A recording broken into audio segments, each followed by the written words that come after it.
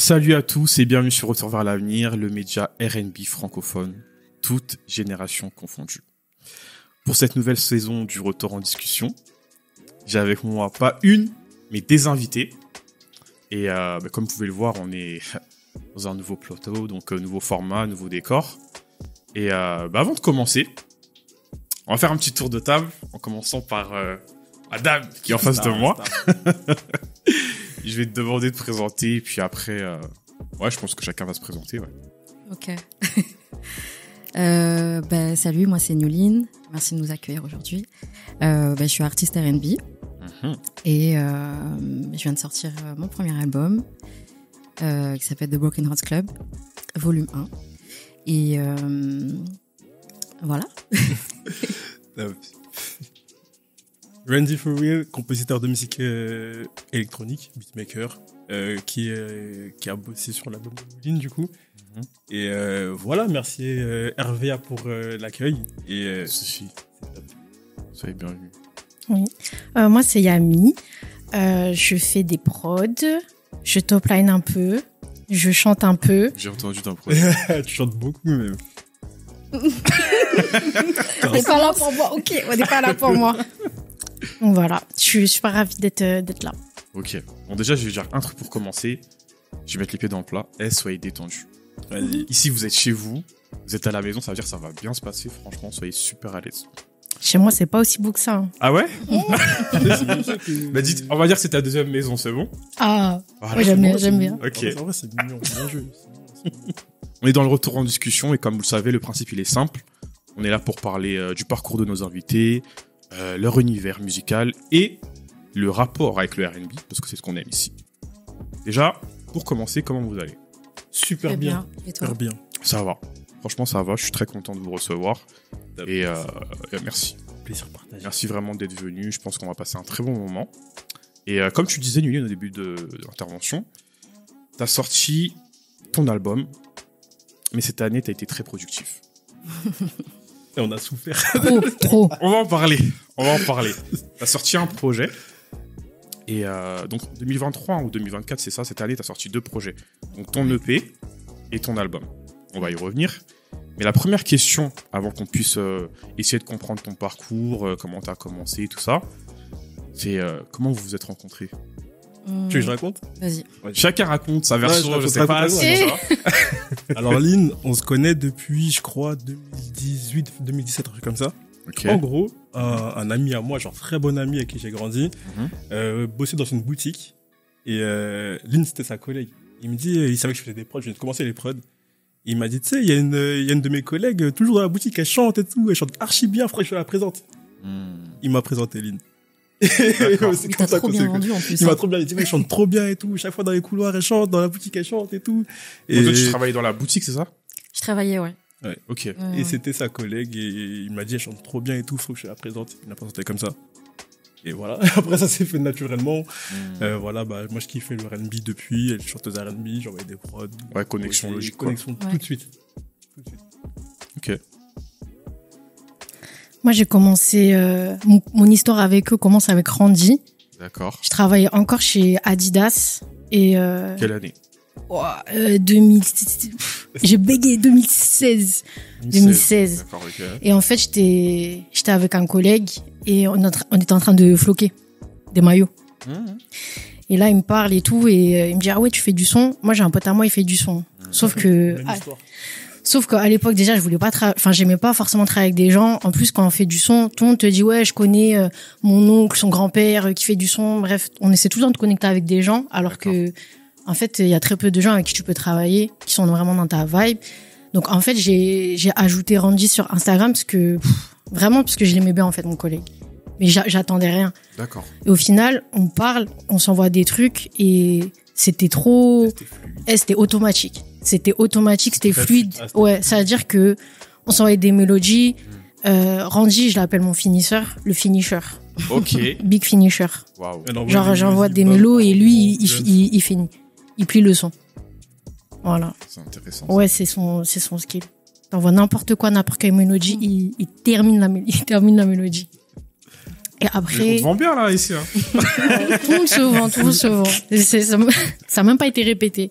Et pour Lynn, j'ai mon gars sûr que je connais depuis plus de 10 piges, Juice. À l'époque, il faisait du rap, moi je faisais des prods et tout. Et je voyais depuis 2 ans, il postait New Lynn. Et je dis mais je kiffe parce que déjà elle est vietnamienne et il y a très peu moi je connais pas de meufs vietnamiennes dans le son et tout. Et je me dis ouais, c'est lourd ce qu'elle fait. En plus de l'époque, en fait, je connais son profil de MySpace. Wow, MySpace. Là, je drop des vrais rêves pour ceux qui connaissent. MySpace. Et, T'avais MySpace, ça veut dire? Ouais, ça fait longtemps. Ouais. Ok, il y a des anciens ici, j'aime bien. Jamais compris ce truc. D'accord. Je voulais pas, c'est pour ça que j'étais pas sûre de dropper MySpace parce que ça, c'est bien. ça donne des MySpace. indices sur nos âges, mais tranquille. Tranquille, Et vas-y. en fait, à l'époque et tout, déjà, je la regardais de loin, en fait. Toujours pour les mêmes raisons, parce que c'est une Viette et tout, et genre, je voulais voir, en fait, ce qu'elle faisait de sa vie, de sa musique. Et en fait, quand je retombe dans les stories de mon gars sûr, je vois Nuni, non, c'est le destin. En fait, et moi, j'avais toujours un truc, je sais pas, peut-être de la timidité, je sais même pas pourquoi j'ai pas fait ça avant. Mais du coup, je lui ai demandé de me connecter avec elle. D'accord. Et pareil, ça a fait un petit duo communiste. Direct. Le communisme nous a réunis. Et du coup, Lily, toi, quand tu les as rencontrés chacun, là, c'était quoi les impressions, tout ça? Tu t'es dit quoi? La première session qu'on a fait ensemble, ce qui comptait vraiment en premier, c'était le feeling.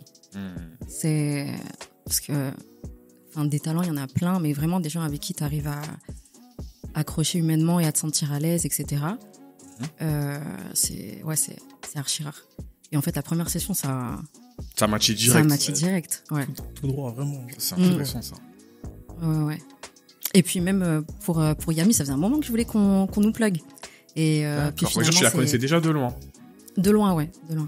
Ok. Et parce que justement, Juice nous disait elle fait du son aussi. Et pareil parce que y a pas beaucoup de meufs dans le son qui sont vietnamiennes et qui sont dans ce registre-là aussi. Et puis c'est Yami qui a fait le premier pas. Ok. Donc Yami, t'es à R&B quoi un peu.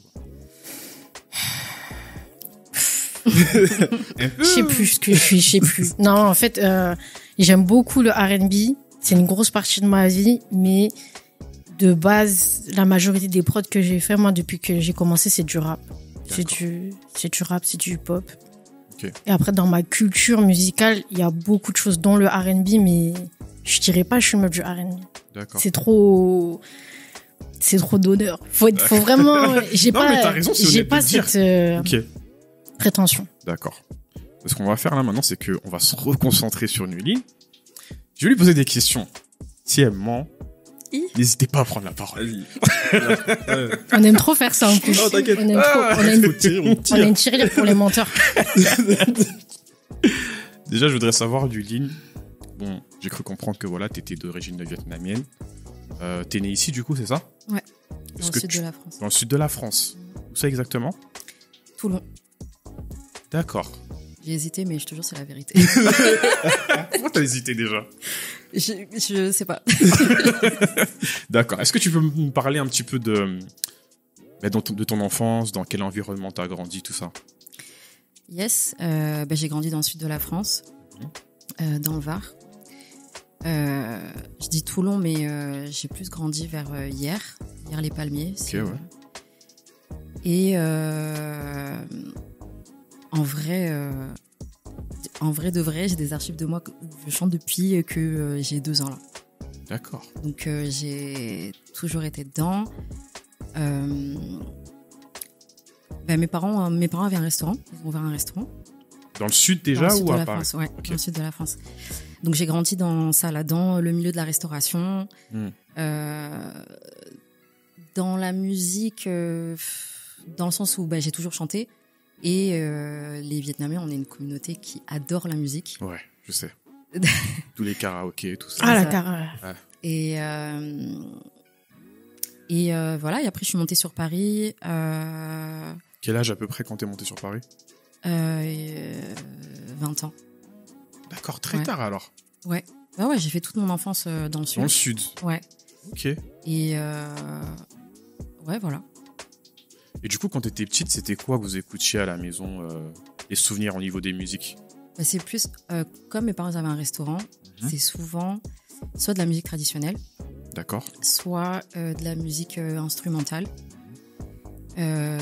Souvent, alors je sais pas si c'était que chez moi ou si c'est tous les Viettes, mais on a plein de CD avec des musiques instrumentales, mais de sons connus en fait, rejoués avec des instruments.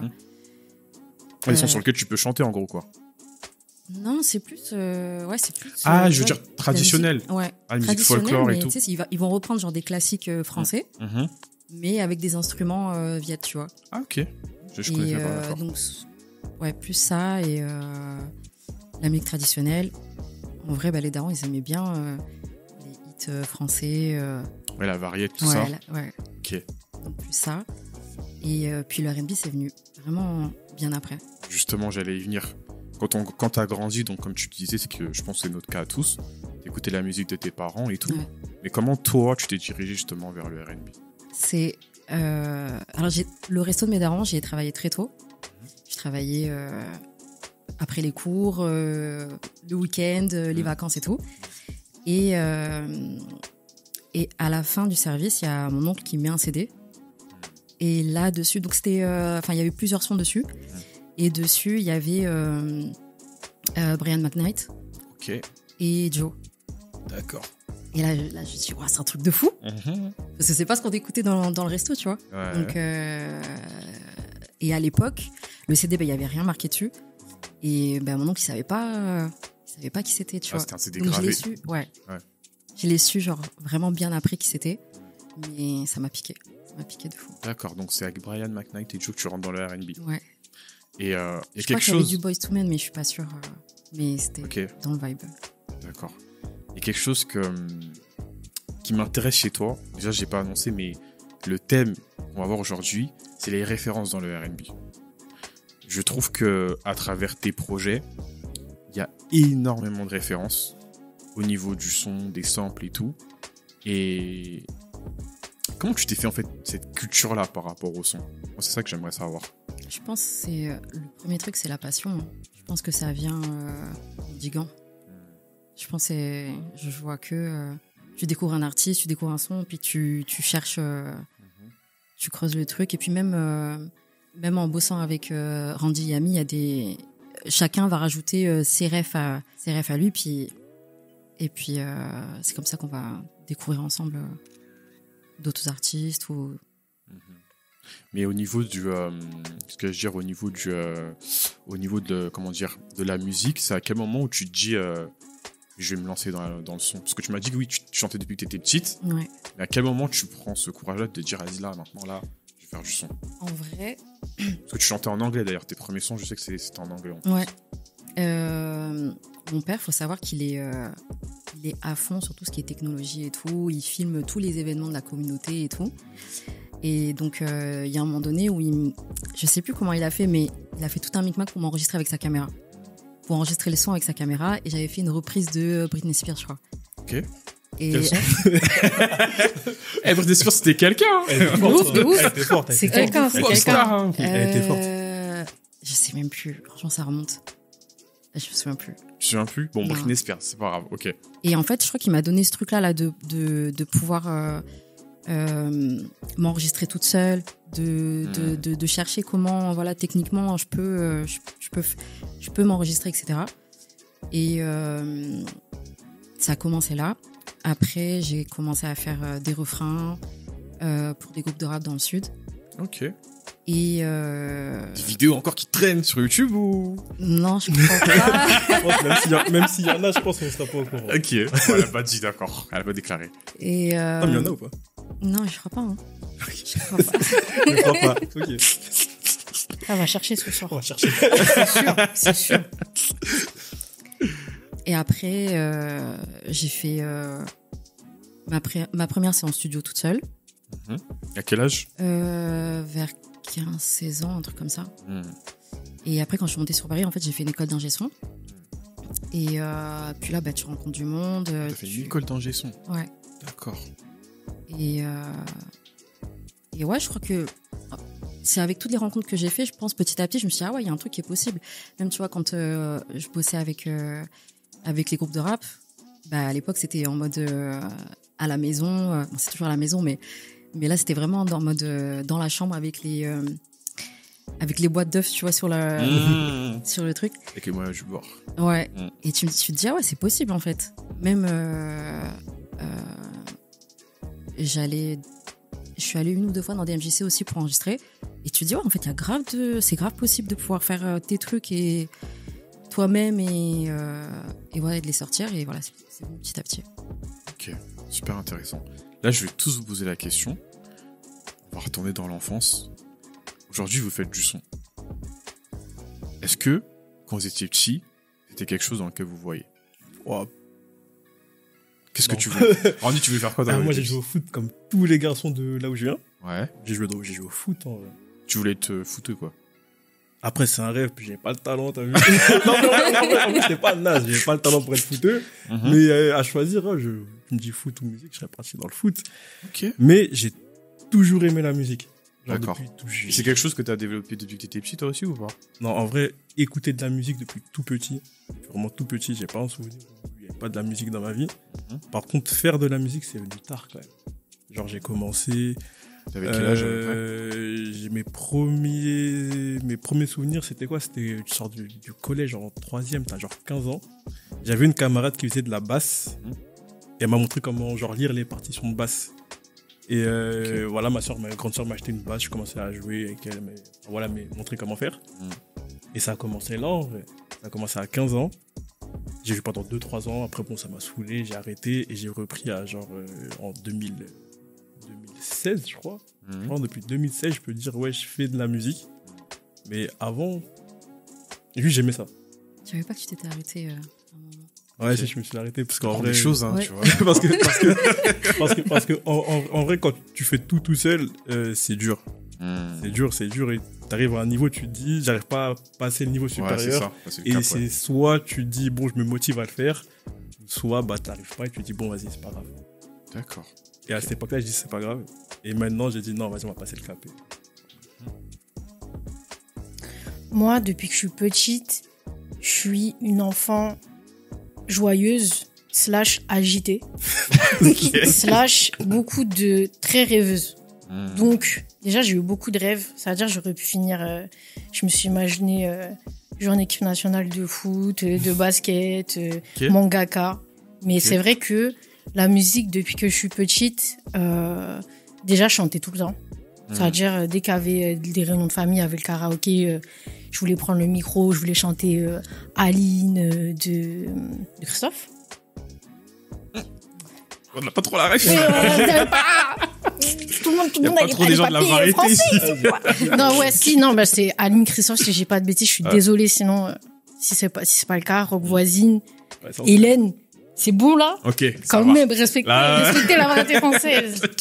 Pareil, de la danse, rien que j'aimais danser et tout. Et même, comparé à d'autres enfants, je pense, genre moi, j'ai imprimé toutes les paroles. Dès que j'aimais une chanson, j'ai imprimé les paroles français, anglais, et je voulais l'apprendre par cœur.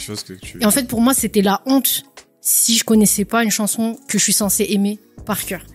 J'étais une folle. Et après, ma mère. Pas une folle, je te rassure. Ah, ok. Ok. Juste on a des petits tocs sympathiques. Mais ouais, sinon, ma mère, elle chante. En daron, je sais pas. C'est un troubadour, je dirais. Okay. C'est plus, il chante, mais c'est un événement. C'est pour le divertissement, on va dire. Alors que ma mère, c'est vraiment une passionnée et tout.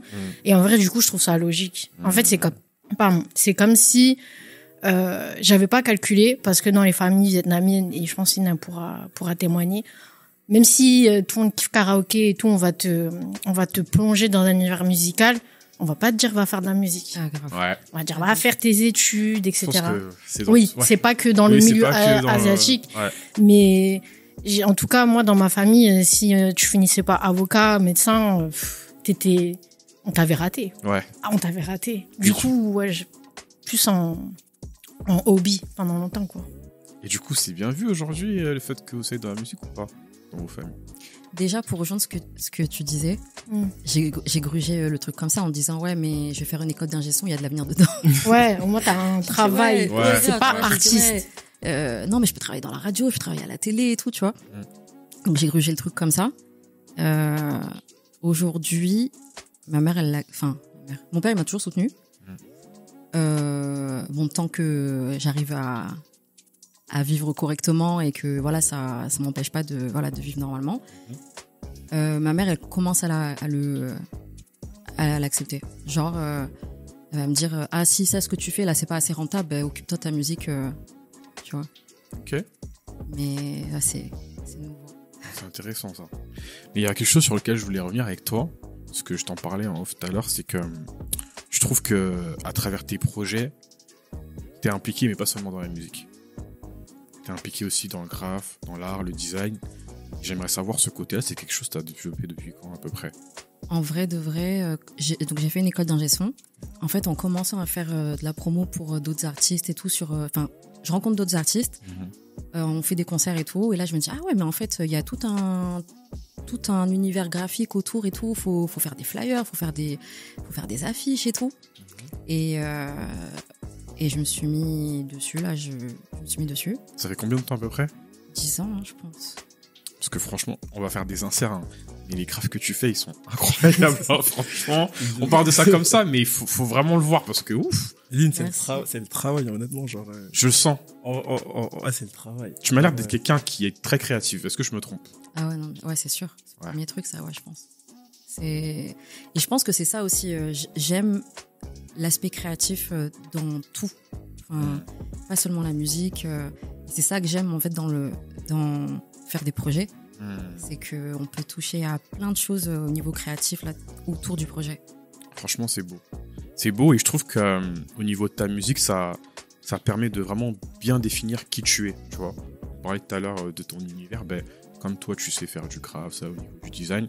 Je trouve que le fait que tu puisses toi-même appliquer ces idées-là à travers ça permet de vraiment mieux marquer ton identité et tout ça à travers la musique. Donc, c'est cool. Du coup, revenons à R&B. Contrôle surprise. Hey Il fallait réviser. Est-ce que... On a dit quoi? Fallait réviser. Non, c'est même pas. C'est plus un classement. En vérité, c'est plus un classement.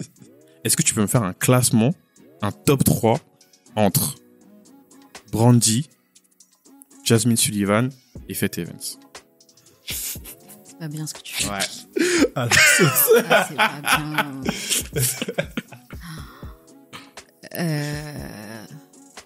Aïe. Là, on va pas couper au montage. Hein. Être dans une sauce. Tu peux mettre 5 hours later. En premier, je pense que je mettrais Brandy. D'accord. En deuxième, Faith Evans. Ok. Et en troisième, Jasmine Sullivan. Ok. On respecte ton choix. Personne va, hein? Randy respecte pas. Randy n'est pas cordon. Brandy, Vous êtes pas d'accord avec ça elle? vaut sûr. Hein? Vous êtes pas d'accord avec Non, elle? Non, Randy. Non. Putain, je vais pas mettre dedans. Non, j'aurais pas fait ce classement-là, mais en vrai, c'est 3 superbes artistes, donc ça se tient. Mhm. J'aurais pas fait ce classement-là. Qui est intéressant. On va revenir maintenant un petit peu à la musique. Donc, je disais tout à l'heure, en fait, tes premiers sons, ils ont été faits en anglais. Ouais. Est-ce que tu peux nous expliquer pourquoi et comment t'as switché de l'anglais au français?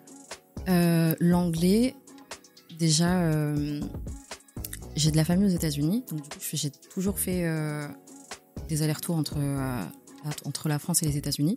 Oui. Et puis, le R&B, le berceau du R&B, c'est les États-Unis, donc Évidemment, ouais. j'ai grandi avec ces classiques-là. Mhm. Et donc, naturellement, j'allais vers l'anglais. Puis, à la maison aussi, on parle viet, français et anglais. Donc, Ah ouais, ok. voilà, il y a ce truc. Mais c'est beaucoup de familles viettes qui sont comme ça, où il y a un mélange de langues. Et donc, ouais, je chantais en anglais à la base. Et puis après, il y a eu Covid. Fameux Covid. Et là, je me suis dit, ah ouais, mais en fait, si on peut pas s'exporter, entre guillemets, parce que je faisais des allers-retours avec le Canada aussi.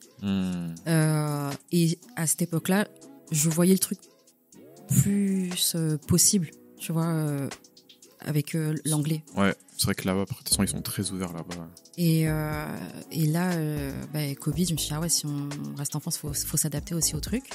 Et on n'arrêtait pas de me dire, ouais, mais pourquoi tu fais pas en français et tout. Et le R&B en anglais, ça a tellement fait partie de mon identité que voilà. Et je me suis mis au français et en fait, j'ai kiffé. J'ai kiffé. Je trouve qu'en fait, en français, il y a tout à faire. Puis c'est une belle langue aussi, hein, faut Ouais. le dire. Hein.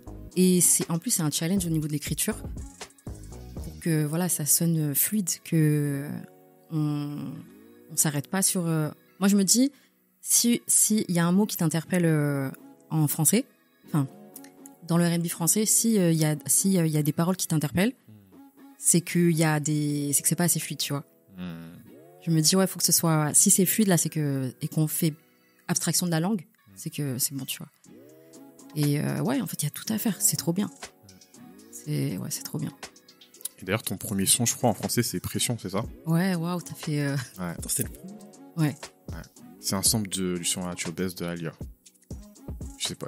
Au début, j'ai entendu. Ouais. Je t'en souviens même parce plus. Que c'était de fou, tu vois. C'est pour ça qu'il fallait réviser. C'est parce que le début, c'est un passage d'ATL, le film. Un passage de quoi, t'as dit? ATL. Oui, c'est vrai que dans ce son, de ce film, il y a cette musique, ouais. Ouais, et ils sont dans la voiture. Ouais. Et justement, il y a le son d'Alia. Ouais. Ouais. Son de Alia qui est en vérité. Là, je fais un petit peu de culture, hein. Samplé des Isley Brothers. Voilà, ça c'est pour la culture. T'as dit, excuse-moi, j'ai pas entendu. En fait, le son d'Alia, là, At Your Best, il est samplé en vérité du groupe Isley Brothers. Ouais. Qui du coup porte le même titre. Voilà. Parce que les Américains, ils aiment bien diguer eux aussi. Et, ah bah ouais, de fou. Voilà, forcément. Premier, même. Bon. Moi, je t'ai découvert il y a 1 an. Je t'ai découvert exactement le 30 mai 2023. Ouais. Donc avec Piqué. Avec Piqué, exactement. Et le 30 mai, je pense que c'est une date qui est assez importante pour toi. Parce que 1 an plus tard, t'as sorti ton premier album. Est-ce que tu peux nous expliquer de Piqué à ton premier album, voire même on va passer par ton EP, hein, Chicken Dips en vérité là. Comment ça s'est passé? Là, je vais vous parler de la parole. Prenez la parole, vraiment, je vais vous écouter. Ça s'est passé comment? Non, vas-y, commence. Parce que je pense qu'il y a 1 an, et après, il s'est passé beaucoup de choses. Hein. Il s'est passé beaucoup de choses. Allez-y, je vous écoute. Alors, l'idée de l'album, je l'ai depuis un moment. Depuis... En vrai, ça fait 1 an et demi, je crois. Plus, hein. Je pense... Genre, les premiers sont il y a 1 an et demi, je crois. En plus, maintenant, le temps il passe. Ouais. Je pense depuis 2021, un truc comme ça. Et à la base, c'était censé être un EP. Attends, l'album là, c'était censé être un EP. Non, on va pas raconter la vraie histoire. Tu veux que je raconte la vraie histoire? J'ai dit, si elle ment, coupez-lui la parole. Vas-y. Non, vas-y, la vraie histoire, c'est quoi? C'est que, voilà, comme elle a dit, c'est la l'idée depuis très longtemps. Bien devant le micro, ouais. Elle a l'idée depuis très longtemps. Sauf que, voilà, on travaille dessus sur l'album. Et comme Lynn, c'est une nana très R&B. Elle a dit, tu sais quoi, normalement, chaque artiste R&B qui se respecte, pour la Saint-Valentin, faut sortir quelque chose. Franchement, là, je te check de loin. En vrai, c'est ça. Les artistes R&B, la Saint-Valentin quand même. Ouais, sortez même un single, un projet. Et donc, 1 mois avant la Saint-Valentin, genre 3 semaines avant, 1 mois, elle dit, les gars, venons faire un EP pour la Saint-Valentin. 3 semaines avant? Ouais, on l'a fait en 1 mois. On a fini les sons en 3 semaines. Il y a un truc, là, je vais vous couper la parole. J'ai eu l'honneur de recevoir un paquet. Il y a un colis qui est arrivé chez moi, une boîte. Quand j'ai ouvert le colis, quand j'ai écouté même le projet, je me suis dit, quel poulet. C'est venu d'où cette idée-là? Attends, est-ce que ça a été fait en 3 semaines, ça aussi? Ouais, tout. De 0 l'idée, jusqu'à... ouais. Raconte-nous. Faut qu'on sache là, parce que j'étais impressionné, moi, quand j'ai vu ça, j'ai dit, waouh. Franchement, je sais pas, je pense que Randy, il a mis... Pour résumer, Lynn, elle est complètement tarée, en fait. Ok. Là, c'est ça. Pour résumer, c'est ça. Explique-nous la folie. Parce que personne fait un EP comme ça dans ce temps-là, mais elle voulait absolument sortir un truc. Après, il est vrai que ça faisait déjà, elle avait beaucoup de prod à disposition. Même si au final, je crois, Randy, toi, t'as refait les prods. En vrai, l'EP, c'est que des nouvelles prods. C'est une nouvelle prod. Moi, je crois que c'est une prod que j'ai envoyée juste pour l'EP. Mais je veux dire, on était déjà dans une organisation, ambiance de travail qui faisait que Lynn était productive. D'accord. C'est-à-dire, comme on était déjà censé travailler sur l'EP, qui est maintenant l'album, il y avait beaucoup de choses qui avaient déjà été créées entre nous. Le flux de travail, en tout cas, était carré. Mais, franchement, elle était folle. Et encore aujourd'hui, je lui dis qu'elle est, enfin, ça me paraît toujours aussi irréaliste et aussi fou. Mais elle l'a fait. Après, elle était en burn-out. Elle était en burn-out. Parce que nous, ça va, nous, on envoie les prods, c'est fini. Mais elle, derrière, elle envoie les boîtes, les trucs, elle tout fait, packaging, goodies, le record, tout pour les réseaux, elle a tout fait en un temps record. En plus, elle mixe. C'est ça que j'allais dire. Elle se rec, elle mixe, elle masterise. Quelle énergie. Comme elle dit, Laurent, on a fait les prods. Elle fait les prods, ça y est, nous, c'était fini. Mais en vrai, il faut pas minimiser le truc aussi. C'est parce que vous êtes là et que, justement, il y a cette dynamique et cette bienveillance et tout qui fait que ça me donne justement la force de faire les choses. Parce que, en vrai de vrai, même s'il y a des aspects où je suis toute seule chez moi en train de le faire, je sais que derrière, on est une équipe et que, au-delà d'une équipe, on est devenus des amis proches et voilà, je sais que je suis pas toute seule, quoi. C'est beau. C'est grave beau ce qu'elle dit, mais non, reste pas moins que elle est totalement tarée. Vous la voyez comme ça, elle est mignonne, là. Attends, mignonne, belle et tout, la dame est folle, hein, je vous j'allais jure. vous dire. Est-ce que c'est facile de travailler avec elle? Ouais, en vrai. Non. En vrai, la vérité, ouais, de fou malade. Randy veut continuer à placer. Randy veut placer. Non, de fou. Non, c'est archi facile.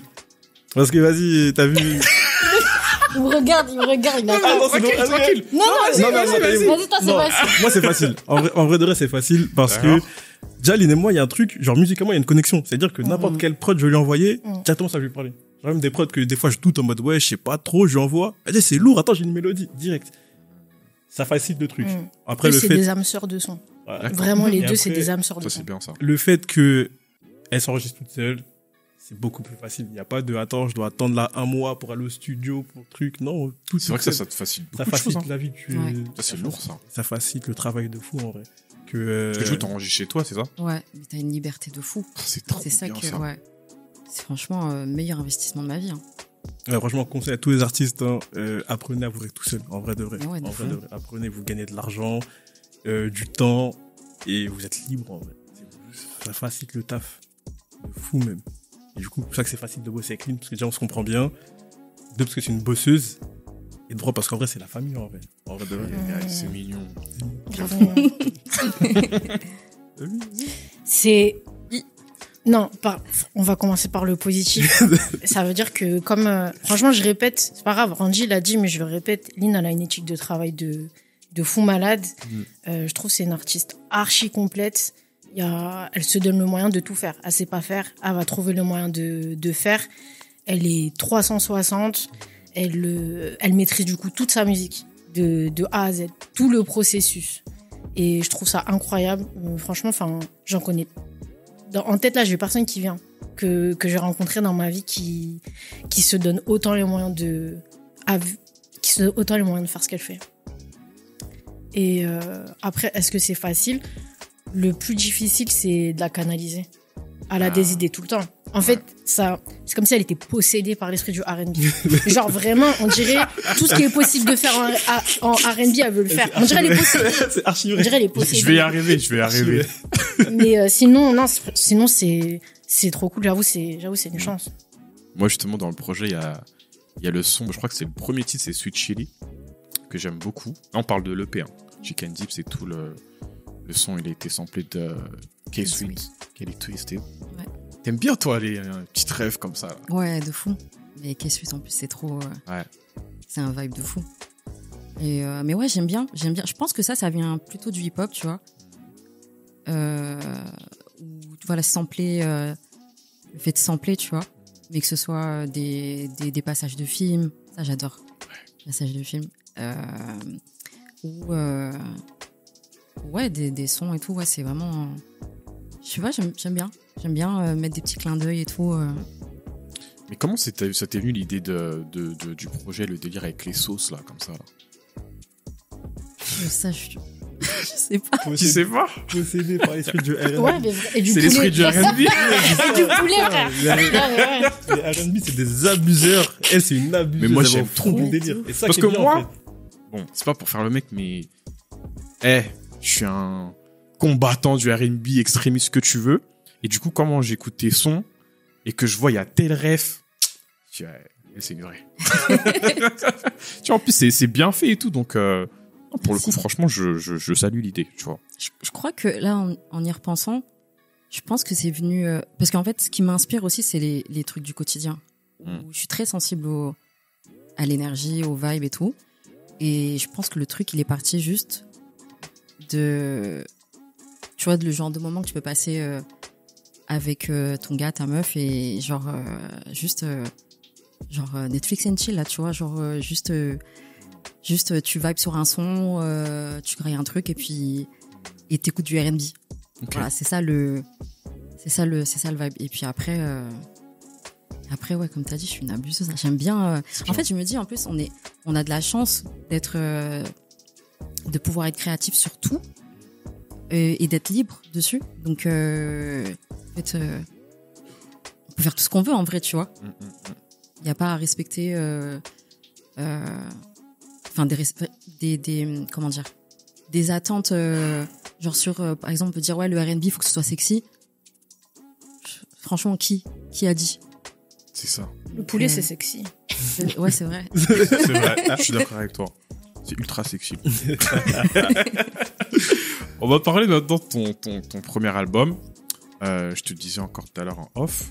Je trouve que dans ce projet, bien évidemment, il y a des références au R&B, mais il y a aussi une partie super deep, tu vois, très thérapeutique, où on entend des interludes comme ça. Je crois que c'est la voix de ta mère, c'est ça? Entre autres, Tes ouais. parents. Est-ce que tu peux nous expliquer en fait ce que tu as voulu nous faire découvrir, ou qu'est-ce que tu as voulu transcrire dans ce projet-là exactement? Parce que franchement, attends, te passer la parole. Écoutez le projet déjà, streamez-le, et dès que en fait vous allez entendre la première piste, c'est comme si on entrait dans un univers, dans un truc, et franchement je trouve ça. En plus il y a les délires avec la radio, tout ça, on entend des bruits, on est au resto, franchement on est vraiment de ta tête en fait, et je kiffe de fou. Genre explique-nous un petit peu tout ça. Déjà, par rapport à l'intro, je pense que ça vient d'une réappropriation de mon identité déjà, tu vois. Parce que le resto de mes darons, j'ai mis du temps à comprendre que c'était une bénédiction pour notre famille. Vu que je taffais très jeune là-bas et j'ai pas eu l'occasion de passer beaucoup de temps avec mes darons aussi parce que voilà, ils travaillaient beaucoup. Il y avait une part de moi là qui détestait un peu le resto, tu vois. Ok. Genre, je me suis dit, il faut que je trouve un taf, faut que je fasse des études pour sortir de ce resto en fait. Et c'est que après là voilà, ces dernières années que j'ai vraiment compris que non, c'était une chance de fou, c'était une bénédiction pour mes darons qui viennent du Vietnam, qui ont tout laissé derrière eux pour se construire une nouvelle vie ici. Et c'est pas tout le monde qui réussit à accomplir tout ça. Quand tu dis c'est une bénédiction, c'est par rapport justement à la réussite. Ouais. D'accord. Ouais. Et ils sont arrivés, ils avaient zéro. Ils parlaient pas français, il y avait zéro dans la poche, et donc ouais, c'est pour ça que c'est une bénédiction de fou. Et je pense, ouais, voilà, de me réapproprier vraiment mon histoire, mon identité, l'histoire de ma famille. Je me suis dit, mais en vrai, je pense que on peut pas exceller plus qu'en étant soi-même en fait. Donc je me suis dit, en fait, juste c'est ton histoire, assume-la, et c'est ça qui rend le truc unique. Pour l'intro, je me suis dit, bon, ok, il y a personne qui a parlé de porc au caramel dans le R&B. Et je me suis dit, encore une fois, il y a quoi? Il y a qui dit que, tu vois, faut pas? C'est clair, il n'y a pas de règle. Franchement, le but, c'est de vraiment pouvoir mettre en avant ton identité, tu vois, à travers ta musique. Et je trouve que tu l'as très bien fait. Mais moi, il y a quelque chose... Moi, je suis un R&B, mec. Un R&B lover. C'est-à-dire que... On va parler d'amour. On est obligé de parler d'amour. C'est quoi ta notion de l'amour? Ah, c'est large, hein. Ouais, c'est vrai. Ouais. Je t'ai dit ça parce que dans le projet, à un moment donné, il y a une interlude où je crois que c'est ta mère qui parle et tu lui dis c'est quoi en gros comment on... Ah ouais. Tu vois, non? Ouais, je crois. Je discute avec ma mère et je lui demande qu'elle attend dans un couple. Exactement. Alors ça, c'est un vrai moment. C'est vraiment... C'est très intime, hein. Je trouve que c'est fort d'avoir mis ça dans le projet. Ouais. Non, mais j'aime bien. Ouais, c'est un vrai moment. Faut savoir que ma mère, elle est aux États-Unis. Okay. Donc, on a très peu de moments. Aujourd'hui, elle est aux États-Unis. Et je la vois très peu dans l'année, peut-être une fois.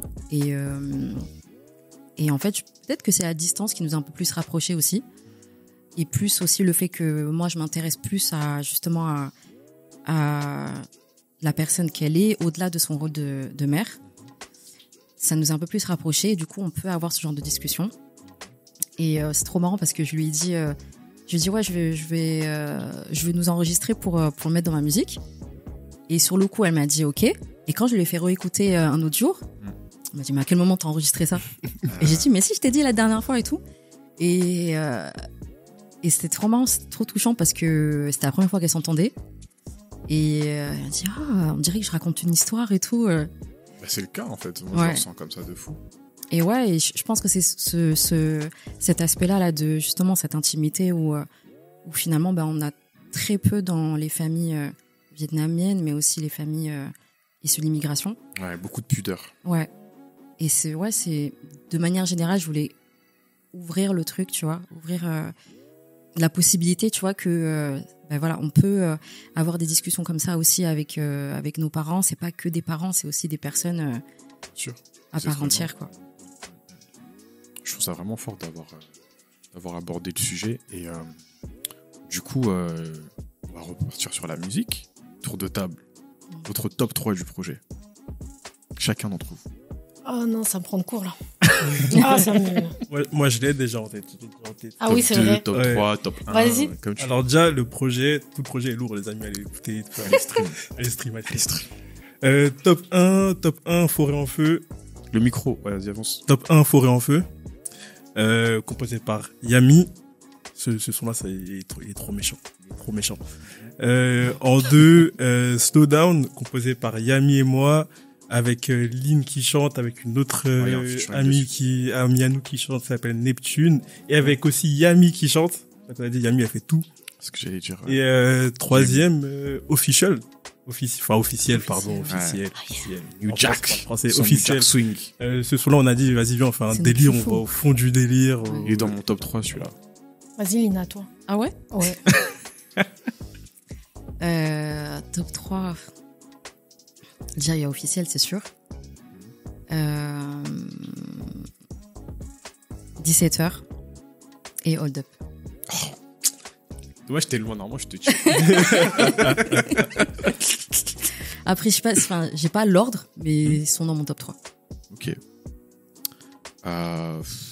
Moi, je vais déjà officiel, parce que moi, je suis Jack à fond. Les rêves. Okay. Ah ouais, genre Bobby Brown, tout ça, c'est méga sûr. Et quand j'ai écouté ce son, j'ai dit ah bon. Donc en France, tout, ouais, on revient dans le New Jack et tout, j'ai grave kiffé. Et en plus, dans officiel, il y a des refs. Stylo, je crois, du groupe 702. Ah, t'es fort. Et il y a aussi What About Your Friends, de TLC. Yep. Ouais. Est-ce qu'il y a autre chose? Je pense que c'est ça. C'est les deux. C'est tout, mais il y a une histoire derrière ce son, elle est archi marrante. Racontez. Tu me fais peur. Je peux raconter ou pas? Mais je sais pas de quoi tu vas parler. Vas-y, je vais raconter. Vas-y. En gros, l'histoire de son, de base, je commence. Tu peux raconter ou pas? Ouais, non, Vas-y. Okay. Je commençais une prod, genre chez moi, tranquillement, pour une autre chanteuse qui m'envoyait ses rêves, elle dit je vais faire ci, je vais faire ça et tout. Et c'était une prod dans le même délire, genre R&B, fin des années 80, début 90. Et après, c'est que Lynn et moi, on a une double relation. La relation travail, je suis son beatmaker, et la relation, on est potes, tu vois. Ok. C'est-à-dire que moi, je fais ma prod, et la prod a été terrible. Et j'étais tellement fier de moi, j'ai pris une petite vidéo, j'envoie à Lynn, genre, regarde ce que j'ai fait, c'est trop terrible. Genre, tu vois, Lynn, ma pote, tu vois. En mode, je suis content de moi, j'envoie à mes potes pour montrer que c'est lourd. Tu dis pas que tu commences ton message par dire désolé. Le gars dit désolé, c'est déjà, il sait qu'il est coupable déjà. Désolé pourquoi? Désolé, c'est pas pour toi. Désolé, j'ai tué ça, mais c'est pas pour toi. J'ai fait une prod qui est lourde. Ok. Mais désolé, c'est pas pour toi, c'est pour eux. Mais moi, c'était en mode, j'étais fier de moi. Je voulais que quelqu'un voit que, tu vois là, j'étais trop fier de moi. Du coup, j'envoie à Lynn. Lynn, elle attrape ma veste. Ah, mais attends, c'est pas pour moi. Attends. Direct. Donc, pour me faire pardonner, j'ai dit, mais tu sais quoi, je vais faire une prod dans le même délire et c'est officiel qui est sorti.